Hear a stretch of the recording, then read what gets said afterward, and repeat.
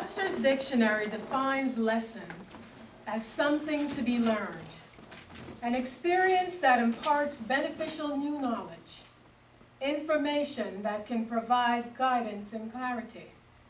The problem with lessons is sometimes they come wrapped in disappointments and you actually have to look for them. Toastmaster of the day, fellow Toastmasters and guests. Today I will share with you some of the most valuable lessons I've learned. And like any memorable lessons, these were learned during a period of disappointment. Now, as I shared with some of you during my second speech, I was on the track team in college. My events were the 200 and the 400-meter races. But my coach was convinced that I'd make a great 800-meter runner. Now, I hated the 800-meter race. That's twice around that outdoor track. And it's a race of speed, but more so endurance. It's also not considered a sexy race by many athletes.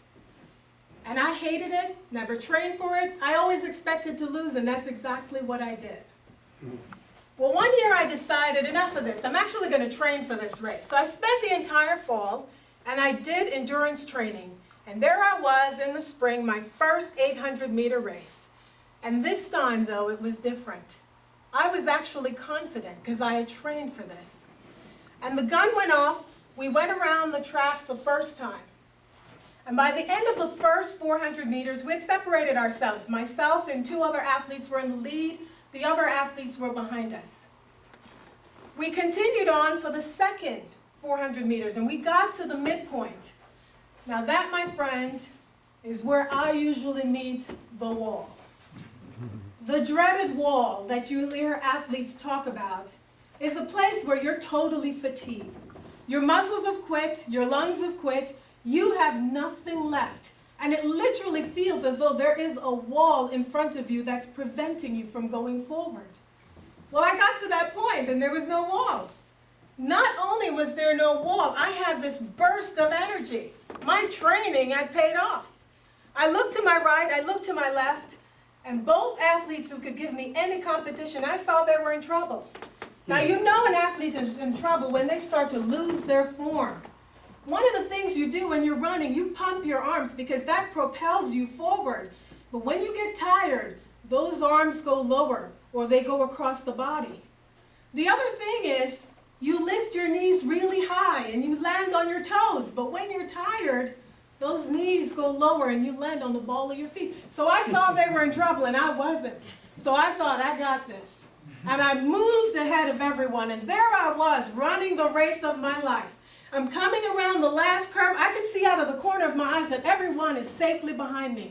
I can see my coach at the end and he's waving me in. My teammates are on the side. They're cheering for me. The spectators are screaming and I can feel that goal hanging around my neck. And I got to the end of the race. I did something that I have never done before and I wouldn't advise you to do. I decided to showboat. This race that beat me up so many times, finally I conquered it. By golly, I was going to showboat. So I turned to the spectators and I kind of gave them one of this. And they screamed even more. And they got on their feet and they're pointing behind me. Something is going on behind me, but I don't know what it is. And as I turned around, the athletes that I passed in the dust, they're coming and they're coming fast and they passed me. And as they passed me, I now realized what the brouhaha was about. Because the finish line was about 5 meters in front of me. I had convinced myself that I'd won this race. I even stopped to celebrate, but I hadn't crossed the finish line. And as I stood there and the last athlete passed me by, I remember the thought that I had in my mind. How wonderful it would be if the ground would just open up and suck me in. But that didn't happen. And so I straightened my back, lifted my head high, and I walked across the finish line in last place. Among some laughter, but I walked across the finish line. And that day I learned a lot of lessons, and I'll share some of them with you. I learned that preparation inspires confidence. I learned that a race, like anything else you'll do in life, is first won or lost here, long before you go on a track.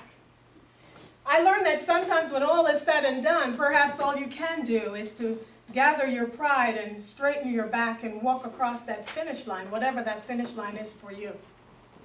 I learned that some of the best lessons in living can come from some of the worst experiences in life. And finally, I learned that there's always a lesson. You just have to look for it. But sometimes we're so busy being upset and angry and disappointed that we go through the experience and we leave the lesson behind. You know, if you're busy living life the way you should, you're bound to have disappointments. You're bound to make mistakes. You're bound to mess up like I did. But when you do, the single most important thing that you can do for yourself is to look for that lesson. Look for that lesson because it's always there. Look for that lesson because, as Webster said, it can teach you something. It can provide guidance and clarity. Mr. Toastmaster.